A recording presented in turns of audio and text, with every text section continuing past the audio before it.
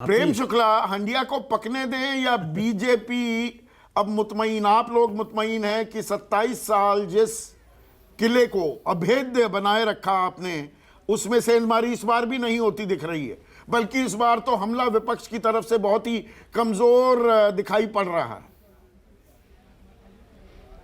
देखिए, हंडिया पकने के पहले ही संकेत दे रही कि उसकी वो कितना पकने वाली है और उसका स्वाद, उसकी महक बता रही है कि उसका स्वाद कैसा होगा।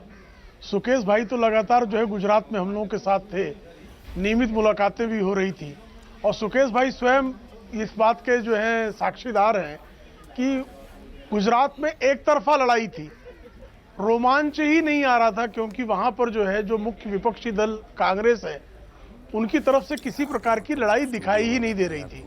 जो कुछ लड़ रहे थे वो स्थानीय स्तर पर लोग लड़ रहे थे, केंद्रीय नेतृत्व नदारत था, प्रदेश नेतृत्व नदारत था और ये विश्वास था कि भारतीय जनता पार्टी मत प्रतिशत और सीटों दोनों के मामले में जो है वो रिकॉर्ड कायम करेगी। वही लक्षण जो है शुरुआती रुझानों में भी दिखाई दे रहे हैं और पूरा विश्वास है कि जब अंतिम फैसले आएंगे तब भी लगभग इसी प्रकार का जो है जनादेश होगा। आपको उम्मीद थी, ये देखिए हमने तो अपने एग्जिट पोल में आपको 150 सीटें दी, पर वो अंदर खाने से वो खबरें ही आ रही थी कि 105 से 115 के आंकड़े में भी आप कंफर्टेबल होते। उम्मीद से ज्यादा मिलता दिख रहा है यहां पर। नहीं, देखिए, आदरणीय नरेंद्र मोदी जी जब स्वयं कह रहे थे कि भूपेंद्र भाई जो है वो मेरे सारे रिकॉर्ड ध्वस्त करेंगे और भूपेंद्र भाई नया रिकॉर्ड कायम करें, ऐसी अपील जो है वो जनता से कर रहे थे। नहीं, रिकॉर्ड तो आपका 127 का था प्रेम भाई, आपका रिकॉर्ड तो 127 सीटों का था। ये तो कांग्रेस वाला 149 सीटों का भी रिकॉर्ड तोड़ते दिख रहे हैं आप। जब सारे रिकॉर्ड कहे जाते हैं तो अपने रिकॉर्ड के अलावा औरों के रिकॉर्ड भी उसमें शामिल पाए जाते हैं। मैं प्रेम जी जो नहीं कह रहे हैं वो मैं बता देता हूँ। 150 सीट की एक्सपेक्टेशन बीजेपी की नहीं थी। बीजेपी को मालूम है कि ये 7वीं बार वो लगातार जीतेंगे और 7 बार सरकार चलाने का एक खतरा होता है, एक एंटी इनकम्बेंसी होता है, एक सेंस ऑफ क्या कहते हैं वो इनर्शिया क्रीपिंग कर जाती है और आपको दिक्कत देती है।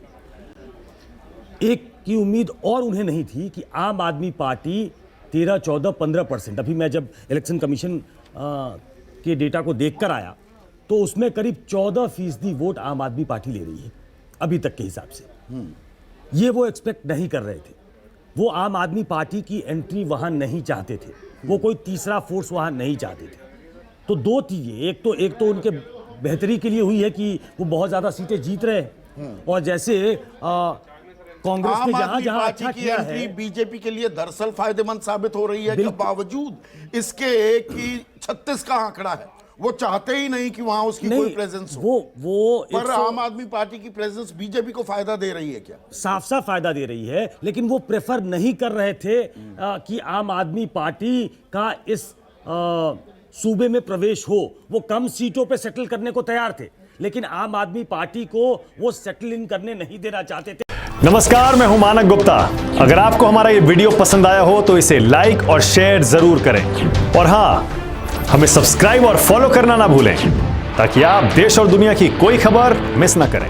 तो जुड़े रहिए हमारे साथ और देखते रहिए न्यूज़ 24।